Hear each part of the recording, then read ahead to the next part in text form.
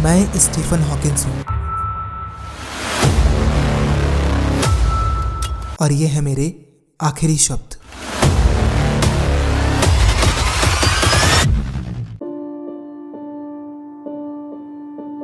मेरा जन्म 8 जनवरी 1942 को हुआ था, ठीक गैलीलियो की मृत्यु के 300 साल बाद। मैं कॉस्मोलॉजी पढ़ने के लिए कैम्ब्रिज आया और कॉस्मोलॉजी यानी ब्रह्मांड विद्या पढ़ने की मैंने ठान ली थी। और उस समय मुझे इस बात का अंदाज़ा था कि मेरे साथ कुछ सही नहीं है। एक दिन मैं गिर गया और फिर उठने में मुझे बहुत तकलीफ हुई। फिर मैंने एक हॉस्पिटल में कई सप्ताह बिताए, लेकिन इन दिनों में मुझे कभी किसी ने यह नहीं बताया कि मुझे वास्तव में हुआ क्या है।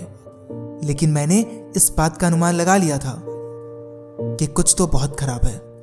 जो डॉक्टर मेरा इलाज कर रहा था उसने मेरे सामने हाथ धोए और उसके बाद मैंने उस डॉक्टर को कभी नहीं देखा।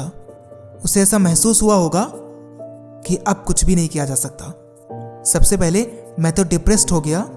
मेरी स्थिति बहुत तेजी से खराब हो रही थी। मुझे अपनी पीएचडी पर काम करने का कोई मतलब नहीं लग रहा था, क्योंकि मुझे नहीं पता था कि मैं जीवित रहूंगा या नहीं। क्या मैं इतना जीऊंगा कि मैं अपनी पीएचडी पर काम कर सकूं। लेकिन स्थिति धीरे धीरे विकसित हुई और मैंने अपने काम में प्रगति करना शुरू कर दिया। पर जब जीवन की उम्मीदें शून्य तक पहुंच गई तो मेरे लिए हर रोज एक बोनस की तरह रहता था। और फिर मैं जो भी करता उसकी तारीफ करता। एक लड़की भी थी जिसका नाम था जेन, जिससे मैं एक पार्टी में मिला। मेरी जेन के साथ एंगेजमेंट हो गई और फिर मैंने कड़ी मेहनत करना शुरू कर दिया और मुझे वो बहुत अच्छा लगता था। फिर मैंने डिसाइड किया कि मैं एक लोकप्रिय किताब लिखूं। जब मैं इसे लिख रहा था तो मैं निमोनिया के चलते गंभीर रूप से बीमार हो गया और इसकी वजह से मेरी आवाज़ चली गई। लेकिन मैं किताब लिखने में लगातार कोशिश करता रहा। मुझे उपलब्धि का एहसास होने लगा कि मैं एएलएस होने के बावजूद भी इतने कंट्रीब्यूशंस करने में सफल हो पाया।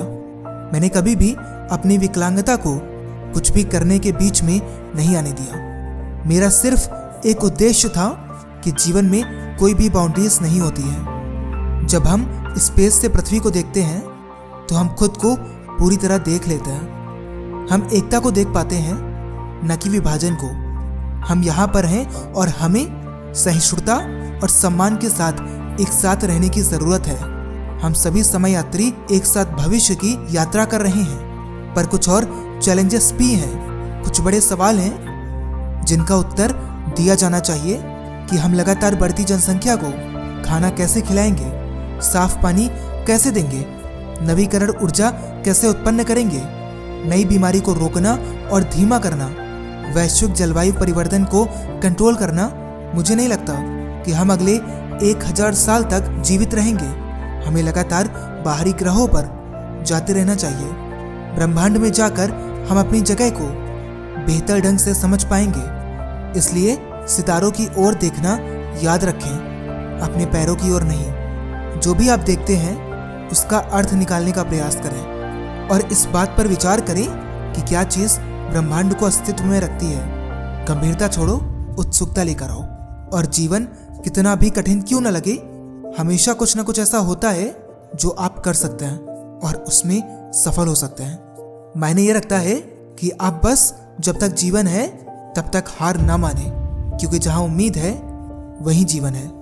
बिना उम्मीद के आप एक कदम भी नहीं चल पाओगे, चाहे आपके अंदर कोई विकलांगता हो या ना हो। इस पल को जियो, अभी कार्य करो, साहसी बनो, दृढ़ता के साथ काम करो, मुश्किलों से लड़कर दिखाओ। It can be done.